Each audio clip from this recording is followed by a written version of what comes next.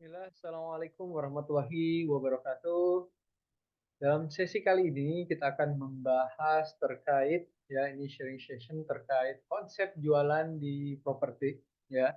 Konsep jualan yang biasa kami lakukan. Kemudian ada juga yang kedua adalah bagaimana caranya kita membeli atau memiliki properti dan di sini kita akan membahas terkait bagaimana caranya membeli properti yang mana harganya itu di bawah harga pasaran.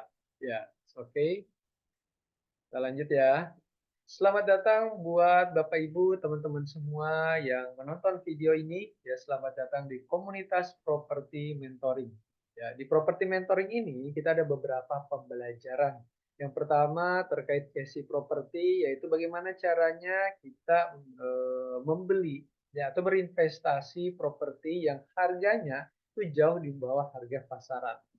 Kemudian ada juga pembelajaran developer properti, ya. Ini bagaimana caranya bagi Bapak Ibu yang ingin menjadi seorang developer atau pengembang properti dengan modal yang minim, tapi juga dengan aman, ya. Kemudian yang selanjutnya adalah konstruksi, ya. Ini ada konstruksi properti. Ini untuk Bapak Ibu yang ingin membangun unit rumahnya sendiri atau hanya sekedar renovasi, gitu. Atau bahkan pengen berbisnis di bidang properti khususnya di bagian konstruksi gitu.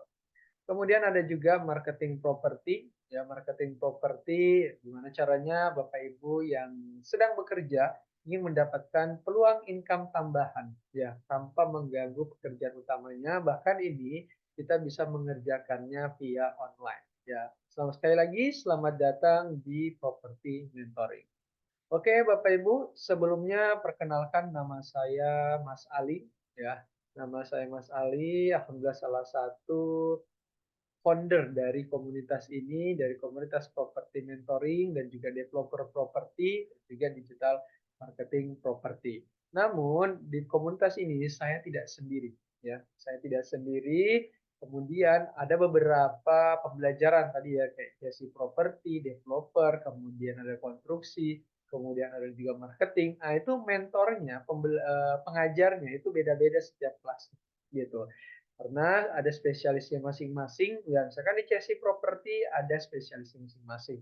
Ya, kemudian di bagian konstruksi ada juga spesialisnya dan lain sebagainya. Jadi Bapak Ibu yang bergabung di komunitas ini, ya insya Allah kita akan belajar banyak ya, terutama terkait seputaran dunia properti.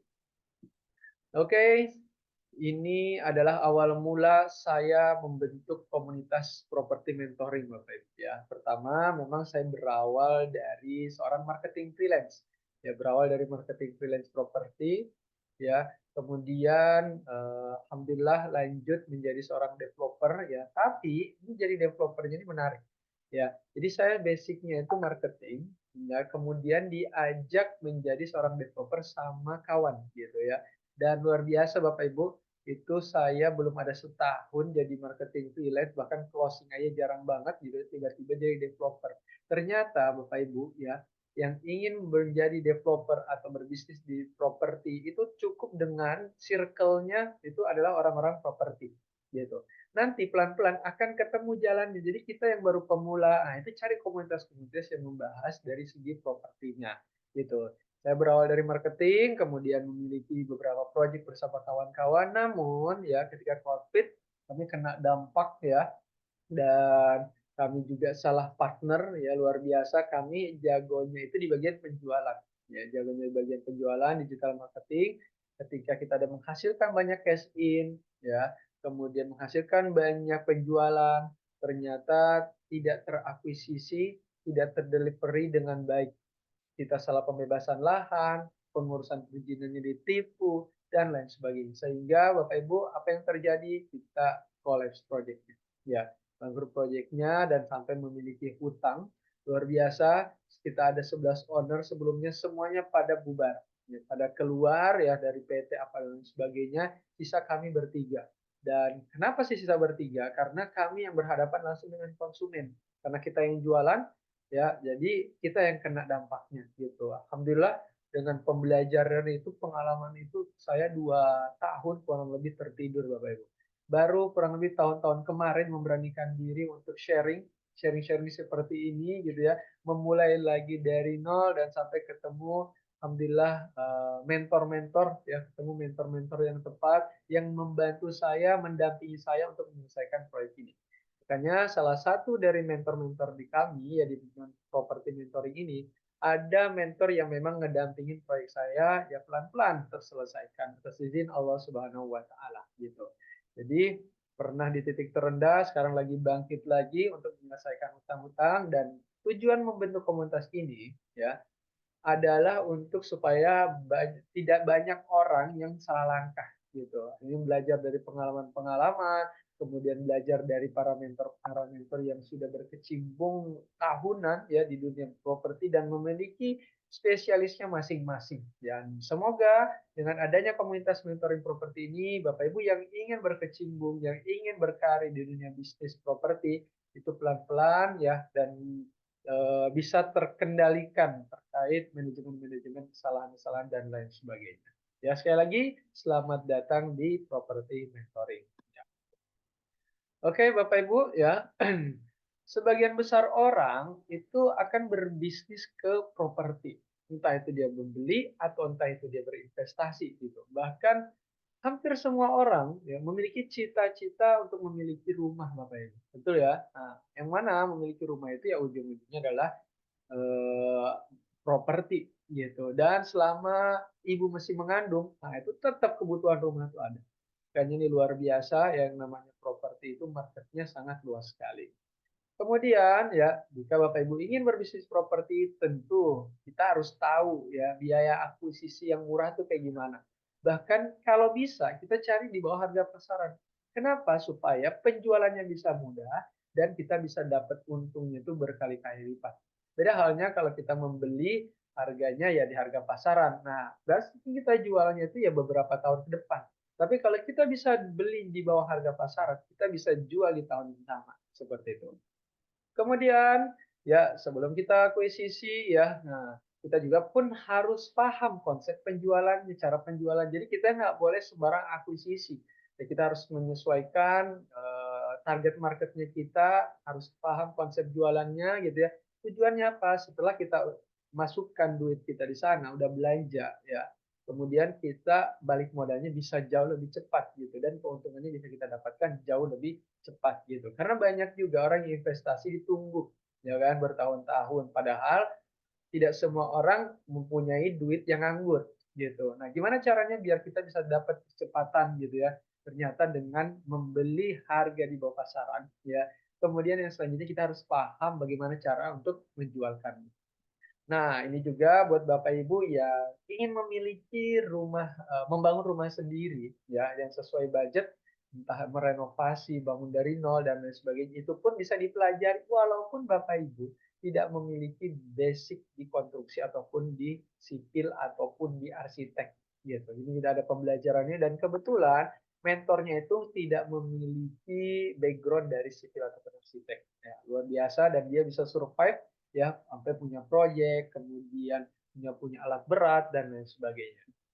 Ya, dan semoga Bapak Ibu ya properti mentoring ini hadir sebagai solusi. Ya, ini adalah strategi membeli atau berinvestasi properti bawah harga pasaran. Kemudian strategi menjadi developer properti dengan modal yang minim.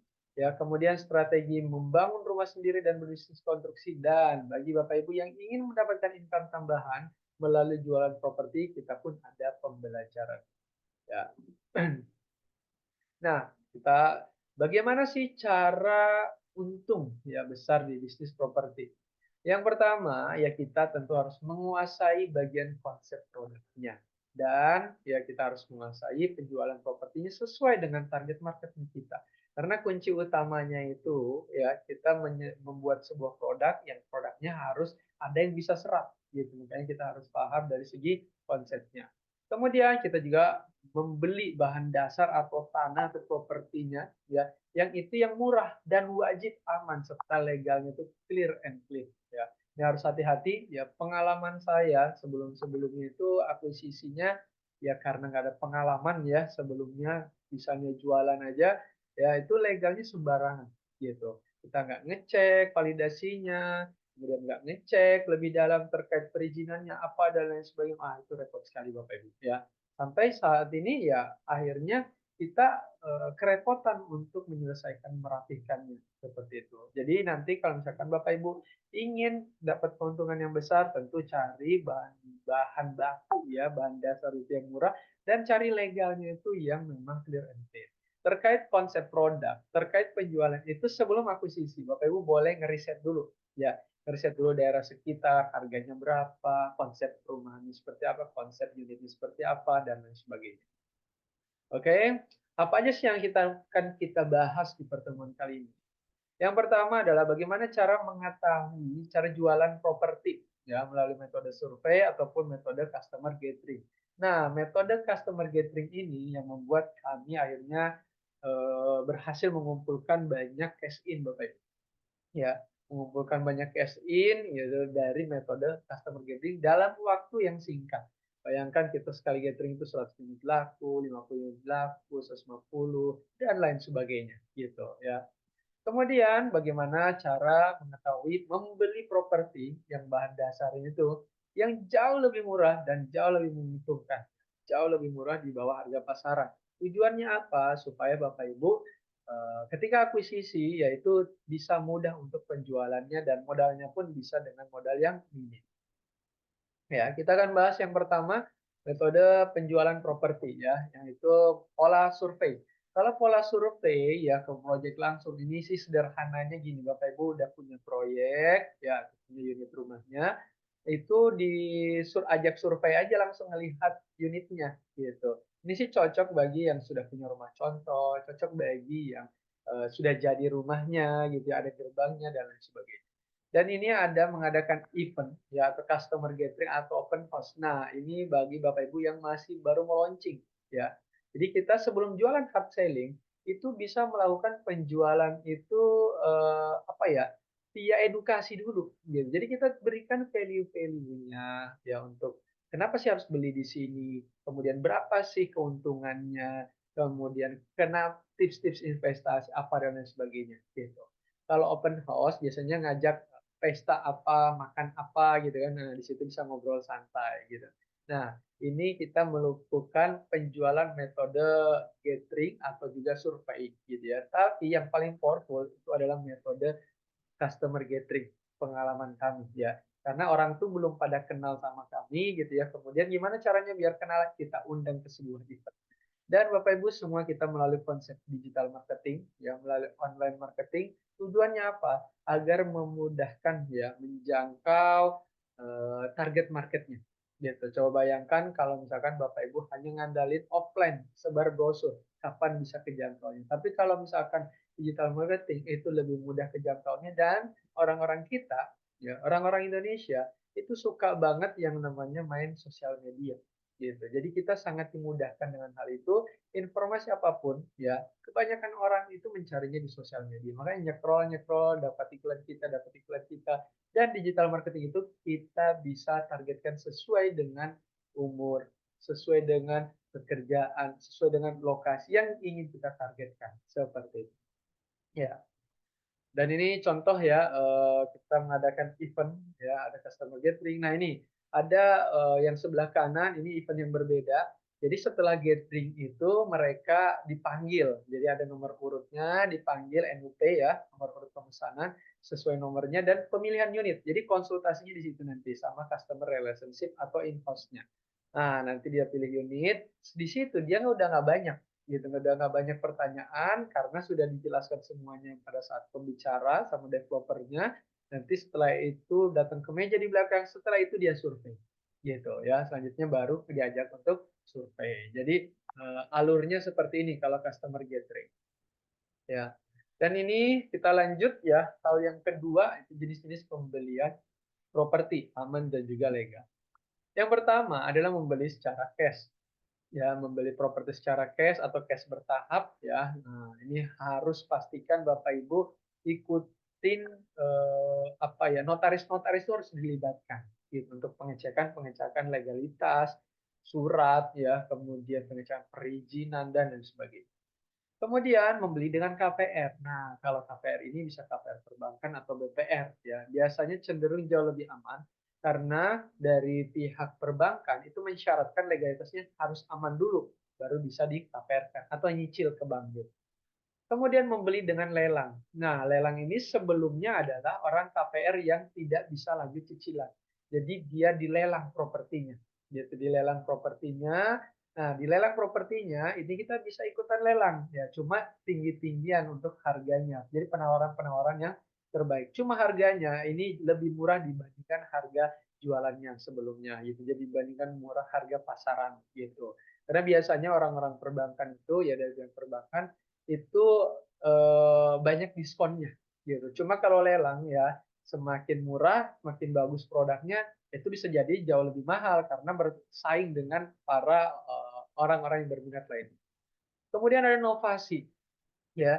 Novasi itu kita take over hutang lah gitu ya. Kita ngelanjutin hutangnya orang lain gitu. Jadi dia udah KPR, kita yang lanjutin. Atau bisa juga kita pindah KPR ke bank lain gitu. Jadi ada restruct ya. Jadi kita pindah ke bank yang lain. Nah, itu juga bisa ya. Nah, kalau misalkan Bapak Ibu yang mau beli dari nol, nah itu bisa kita take over propertinya orang lain. Kita yang lanjutin gitu. Itu bisa. Kemudian ada lagi membeli dengan cesi. Ya, cesi ini tidak banyak orang yang tahu, Bapak Ibu. Ya, karena yang cesi ini itu biasanya yang bermain adalah orang-orang perbankan gitu ya. Jadi cesi ini adalah konsep pembelian sebelum dilelang. Jadi ada bahasa pralelang, dia udah diciriin, dia udah telat-telat pembayarannya, udah macet-macet dan lain sebagainya gitu ya. Nah, udah siap-siap mau dilelang. Biasanya yang siap-siap mau dilelang ini ditawarkan ke para investor-investor sekelilingnya mereka, para perbankan gitu. Dan kenapa? Ya tujuannya adalah untuk ya akuisisi juga gitu ya, akuisisi dan ini harganya bisa jauh lebih murah. Ini dendanya bisa dinolkan gitu atau diskon lah gitu ya. Kemudian suku bunganya pun sama. Dan biasanya kan kalau KPR-KPR itu yang besar itu kan denda sama bunganya gitu ya. Kadang pokok itu nggak kita bayar, kita bayarnya denda aja gitu, bunga aja gitu ya. Nah, di sini kita bisa bayar fokus ke pokoknya saja gitu. Dan Bapak Ibu ya, kalau untuk yang program CSI ini orang si pemilik rumahnya yang sebelumnya itu nggak kehilangan aset banget gitu. Bahkan kita bisa memberikan kerohanian, kerohiman, maaf ya, kerohiman. Jadi ketika kita akuisisi, ya itu ada kerohimannya kita kasih gitu ya. Tapi kalau lelang itu dia nggak dapat sama sekali, ya. Itu dia nggak dapat sama sekali uangnya karena dilelang konsepnya. Tapi kalau cesi itu kita bisa membantu dia menyelesaikan hutangnya, kita yang beli, ya kita belinya cash-cashan. Ya kita belinya cash-cashan dan ini adalah salah satu alternatif bagi Bapak Ibu yang ingin memiliki rumah ya tanpa riba gitu ya. Kalau misalkan nggak pengen denda, nggak pengen bunga, ini cash-cashan dan jauh di bawah harga pasaran. Ah ini gitu ya cesi. Dan Bapak Ibu ya, dari sekian banyak metode pembelian tadi yang paling saya rekomendasikan ya, yang jauh lebih aman dan harganya jauh di bawah harga pasaran itu dengan konsep metode cesi Bapak Ibu. Jadi pembelian ini metode cesi. Ya, kenapa? Karena kalau cesi itu kita nggak perlu capek-capek cari listingan. Tersedia listingan banyak banget harga murah. Dan ini sekali lagi memang harus punya akses orang perbankan gitu, harus punya akses orang perbankan dan dia punya data kredit-kredit macet. Kemudian kita tidak perlu khawatir salah beli ya, karena legalnya sudah difilter duluan sama orang-orang perbankan ya. Tapi tidak menutup kemungkinan kita harus filter kembali biar jauh lebih nyaman gitu. Ya. Dan Bapak Ibu ketika mengakuisisi dengan metode ini bisa langsung untung di depan. Akuisisi harganya itu bisa 30 sampai 70% di bawah harga pasaran. Coba bayangkan Bapak Ibu udah beli langsung untung. Ya, kok bisa? Karena kita bayarnya itu ya pokoknya saja gitu. Kita bayarnya pokoknya saja, bukan harga jual gitu. Sedangkan harga jualnya sudah ada, misalnya kita bayar sisa yang belum dia bayarkan. Makanya kita bisa untung langsung di depan gitu ya.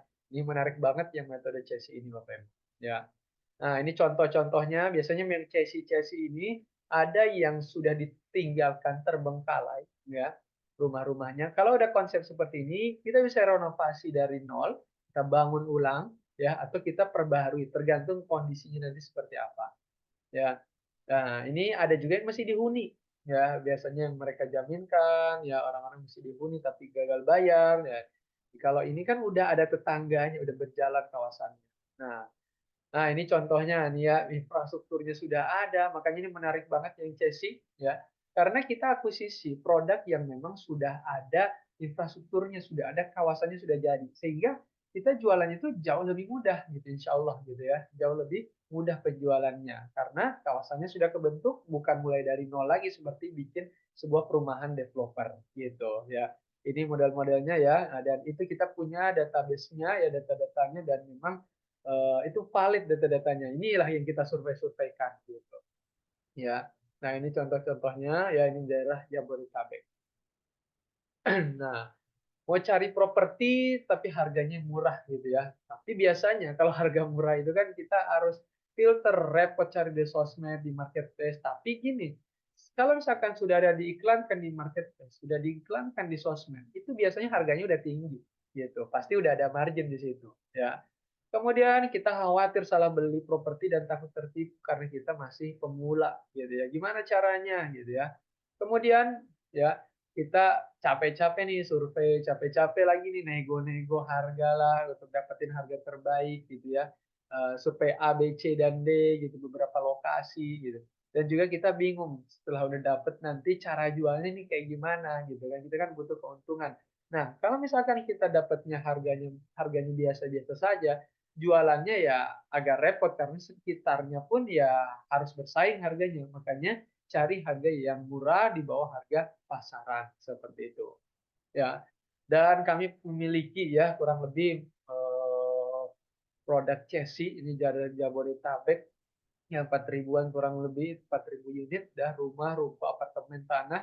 Ini baru satu bank. Ya, ini kita baru satu bank di kerjasama ya. Dan alhamdulillah Bapak Ibu ya, salah satu mentornya kami itu punya apa ya, kalau dibilang nasabah prioritas ya bisa jadi gitu ya, bisa jadi ya gitu ya. Kenapa? Karena diberikan akses-akses seperti ini. Dan ini Bapak Ibu bisa dapatkan ya ketika nanti bergabung di komunitasnya kami gitu, insya Allah ya.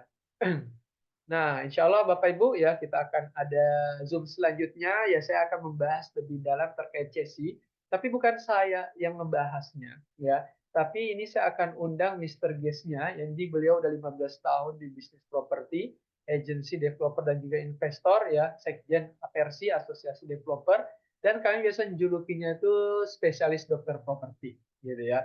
Kenapa? Karena termasuk saya juga yang menjadi pasiennya, gitu ya, yang dibantu untuk penyelesaiannya. Dan bukan hanya itu, ya, banyak banget yang dia bantu. Ini contohnya ya, sebelumnya proyeknya mangkrak, gitu, banyak tanah-tanah kosongnya dia bangun ulang dari branding. Ini di daerah Parung, Bapak Ibu, Bogor, ya. Kemudian ada lagi, ya, ini di daerah Parung Panjang, ya, di daerah Bogor juga, ya. Ini sebelumnya proyeknya mangkrak gitu, udah punya hutang kurang lebih parah dari saya hutangnya Bapak Ibu. Ya, itu akhirnya bisa terakuisisi, bisa rapih lagi, mulai lagi proyeknya gitu ya. Bahkan ini ada salah satu proyek yang dia sudah jadi tersangka, terdakwa gitu.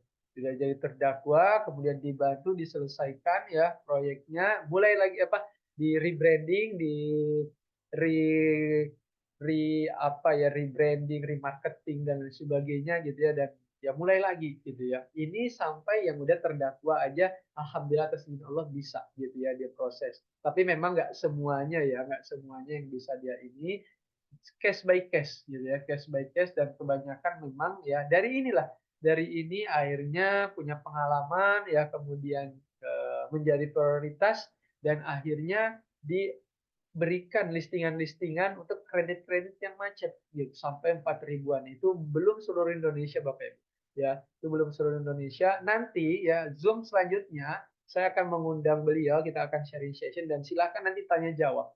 Nah, ini Bapak Ibu yang lagi kena lelang gitu ya, atau lagi kreditnya macet, atau lagi proyeknya lagi mandek dan lain sebagainya, atau bahkan pemula yang ingin belajar ya biar nggak salah langkah itu kayak gimana. Ah, nanti kita akan bertemu di Zoom yang selanjutnya gitu ya. Di Zoom yang selanjutnya ini saya mengundang beliau ya untuk men-sharing session terkait dari produk Chessy dan juga untuk seputar terkait perbankan, kemudian lelang apa dan lain sebagainya. Jadi ada diskusinya dan itu dua arah nanti Bapak Ibu. Silahkan pastikan nanti jadwalnya ya, semoga bisa hadir semua. Ya.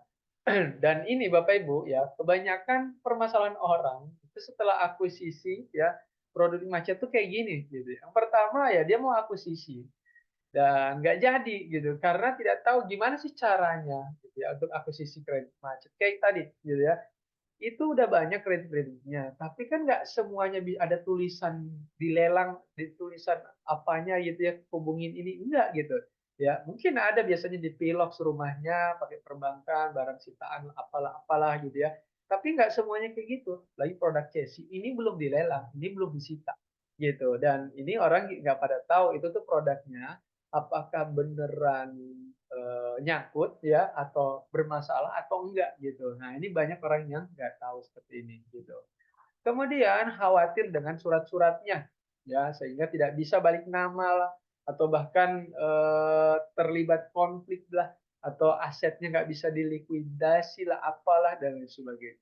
Kemudian khawatir juga kena tuntutan pemilik lama. Ya, biasanya kan kalau kita akuisisi proyek-proyek macet harus siap di situ gitu ya. Rugi bayar pengacara, apa dan lain sebagainya gitu ya atau kesulitan dapat aset list asetnya gitu dengan nilai yang harga transaksinya bagus. Insya Allah ya nanti Zoom selanjutnya kita akan bahas jadi ketakutan-ketakutannya Bapak Ibu, kekhawatiran-kekhawatirannya Bapak Ibu itu semoga bisa terjawab satu persatu di Zoom yang selanjutnya. Oke. Oke, ini nah kalau bergabung ya, kalau misalkan Bapak Ibu bergabung, tapi ini nanti aja ya, ini nanti aja karena memang kita programnya itu ada kopdarnya juga gitu. Kita bisa tanya jawab nanti di komunitas gitu ya, ada kopdarnya juga. Jadi kita kalau mau praktek itu nggak khawatir salah langkah gitu. Bahkan ini dapat listingan produk. Jadi Bapak Ibu yang bergabung nanti di komunitas kami ya, tapi saya nggak mau terburu-buru mengajak Bapak Ibu semuanya, ikut dulu untuk Zoom selanjutnya kita diskusi dengan mentor saya itu. Gitu. Kita diskusi, kita tanya jawab di situ ya dan pastikan memahami dulu terkait properti, sesi terutama ya pelan-pelan sambil belajar. Dan akhirnya ya silakan nanti memutuskan untuk bergabung sekarang ya atau seperti apa. Ya. Dan ini cocok untuk pemula ya Bapak Ibu ya. Nah, tersedia pembelajarannya ya, mentoringnya, tersedia tim survei dan tim legalnya, tersedia listing produk yang siap diakuisisi, tersedia bahkan akuisisi sistem gotong royong. Jadi Bapak Ibu yang modalnya belum besar gitu ya, pengen patungan, pengen gotong royong, kita akuisisi bareng itu bisa gitu. Tapi kalau udah siap, misalkan mau satu unit, mau di ini sendiri, ya itu bisa. Itu nilai akuisisinya bisa 30 juta, satu rumah loh, gitu ya. 40 juta, 50 juta, 100 juta, 200 juta gitu ya. Betul-betul jauh di bawah harga pasaran Bapak Ibu, seperti itu. Ya. Nah, yuk kita belajar dan gabung bersama ya, insya Allah next Zoom ya, sharing session Cesi Property gitu ya. Oke, catat tanggalnya nanti kita akan share di grup jadwalnya seperti apa. Terima kasih Bapak Ibu ya, insya Allah nanti kalau misalkan ada bingung atau seperti apa pada saat Zoom ya yang selanjutnya silakan nanti bisa tanya jawab. Sekian dari saya, terima kasih. Sampai berjumpa di Zoom selanjutnya. Assalamualaikum warahmatullahi wabarakatuh.